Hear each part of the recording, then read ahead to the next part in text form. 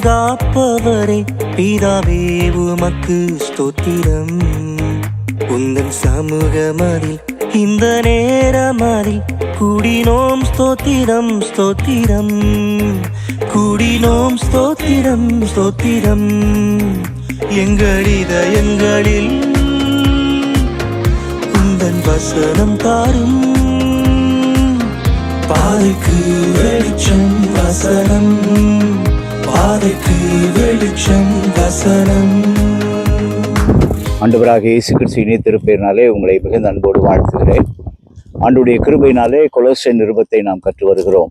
இயேசு கிறிஸ்துவே முழுமையானவர், முதன்மையானவர் என்கின்ற மைய பொருளை நாம் அடிப்படையாக வைத்து இந்த கொலோசியர் நிருபத்தை கற்றுக்கொண்டு வருகிறோம். இந்த முதல் அதிகாரத்தில் நாம் முதல் 17 வசனங்களை நாம் கற்றிருக்கிறோம். 17 வசனங்களை தொடர்ந்து நாம் இந்த நாளிலே கற்றுக்கொள்ள இருக்கிறோம். இந்த யூடியூப் ஊழியத்திற்காக நீங்கள் ஜெபியுங்கள். இதில் சந்தாதாரராக நீங்களும் உங்களுடைய நண்பர்களும் உறவினர்களும் இணைந்து கொள்ளுமாறு உங்களை மிகுந்த அன்போடு கூட நான் கேட்டுக்கொள்கிறேன். இதன் வழியாக இந்த ஆண்டுடைய வார்த்தை எங்கெங்கெல்லாம் ஒலிக்கிறதோ அங்கெல்லாம் நல் மாற்றங்களை தூய ஆவியானவர் ஏற்படுத்தும்படியாக தொடர்ந்து நீங்கள் ஜெபிக்க உங்களை அன்போடு அழைக்கிறேன். இயேசு கிறிஸ்துவுக்காக அவருடைய ஆளுகைக்கு உட்பட்டவர்களாக நாமும் இந்த உலகமும் சிருஷ்டிக்கப்பட்டது என்பதை நாம் கடைசி வாரத்தில் கற்றுக்கொண்டோம். இந்த உலகம் ஆண்டவரால் படைக்கப்பட்டது. அது மட்டுமல்ல, அவருக்காக என்று சொல்லும்போது அவரை வெளிப்படுத்தும்படியாக, அவருடைய அடையாளங்களை, ஆளுகையை காண்பிக்கும்படியாக நீங்களும் நானும் இந்த உலகத்தில் படைக்கப்பட்டோம் என்பதை நாம் கடைசியாக 17ஆம் வசனத்திலே கற்றுக்கொண்டோம்.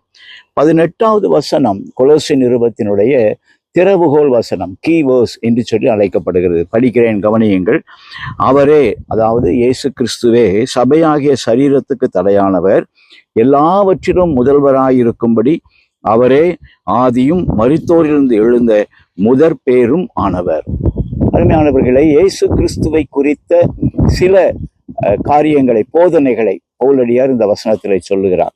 எனவேதான் அந்த கொலோசியர் நிருபத்திற்கு ஒரு அழகான தலைப்பு கொடுப்பார்கள். த புக் ஆஃப் கிறிஸ்டாலஜி என்று சொல்லுவார்கள். கிறிஸ்து இயலை, கிறிஸ்துவை பற்றிய காரியங்களை கற்றுக் கொடுக்கிற ஒரு அருமையான புத்தகம் என்பதை நாம் இந்த கொலோசியர் நிருபத்தில் நாம் படிக்கலாம். எனவே இந்த 18வது வசனத்தில் பவுலடியார் சொல்லுகிறார், இயேசு கிறிஸ்து தான் சபையாகிய சரீரத்துக்கு தலையானவர். அப்படியானால் என்ன அர்த்தம் என்றால், இந்த சரீரத்தினுடைய தலையாக இயேசு கிறிஸ்து இருக்கிறார். தலைவராக, ஆளுகை செய்கிறவராக, ஆண்டு கொள்ளுகிறவராக இயேசு கிறிஸ்து இருக்கிறார். இந்த சரீரத்தினுடைய உடலாக திருச்சபை இருக்கிறது. அப்படியானால் என்ன அர்த்தம்? ஆண்டவருடைய பிள்ளைகளாக திருச்சபை எங்கெங்கெல்லாம் செயல்படுகிறதோ அங்கெல்லாம் இயேசு கிறிஸ்துவே திருச்சபைக்கு தலைவர் என்பதை இந்த வேத வசனம் நமக்கு கற்றுக் கொடுக்கிறது. கிறிஸ்துவே திருச்சபைக்கு தலைவரானவர் என்று சொல்லும்போது ஏதோ இது ஒரு பதவியையோ அல்லது ஏதோ ஒரு இது கூடுதலான அதிகாரத்தையோ குறிப்பிடுகிற ஒரு காரியம் அல்ல. மாறாக சபை என்கின்ற சரீரம் தலையாகிய இயேசு கிறிஸ்துவுக்கு கீழ் அல்லது உள்ளடங்கி அவருடைய ஆளுகைக்குள்ளாக, அதிகாரத்துக்குள்ளாக செயல்பட வேண்டியது என்பதுதான் அதனுடைய அர்த்தம். இன்னும் ஒரு விதத்தில் இதை சொல்ல வேண்டும் என்றால், திருச்சபை இயேசு கிறிஸ்துவின் விருப்பத்தை நிறைவேற்றுகிற ஒரு இடம், அல்லது திருச்சபை இயேசு கிறிஸ்துவின் ஆளுகையை, அதிகாரத்தை கற்றுக்கொள்ளுகிற ஒரு இடம்.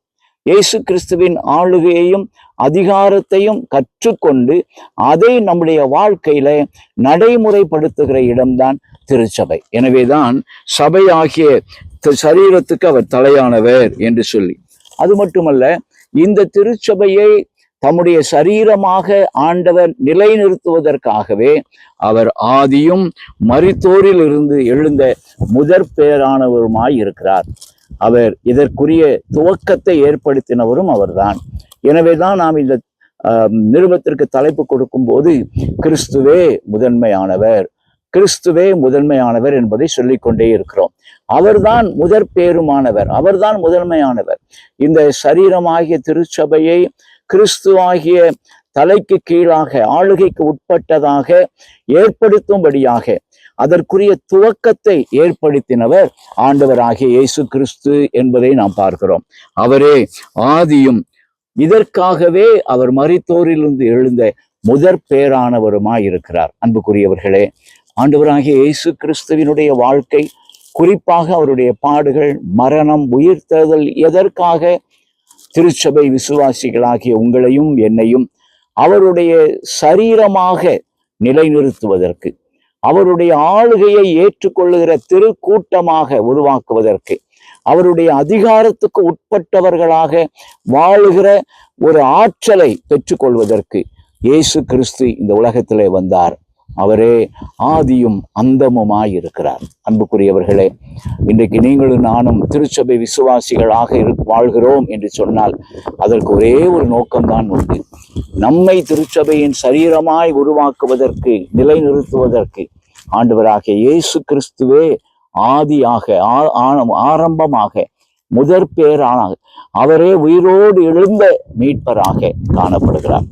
அன்புக்குரியவர்களே, கிறிஸ்துவினுடைய நோக்கத்தை புரிந்து சபை விசுவாசிகளாக வாழுவோம். அவருடைய நோக்கத்தை புரிந்து செயல்படுவோம். அதுவே ஆண்டவர் நம்மிடத்தில் எதிர்பார்க்கிற காரியம். இந்த எதிர்பார்ப்பை நிறைவேற்றுவதற்குரிய கிருபைகளை ஆண்டவர் தருவாராக. ஆண்டவருடைய கிருபை உங்கள் அனைவரோடும் இருப்பதாக. ஆமேன். எங்கள் இதயங்களில் உந்தன் வசனம் தாரும். பாதைக்கு வெளிச்சம் வசனம், பாதைக்கு வெளிச்சம் வசனம்.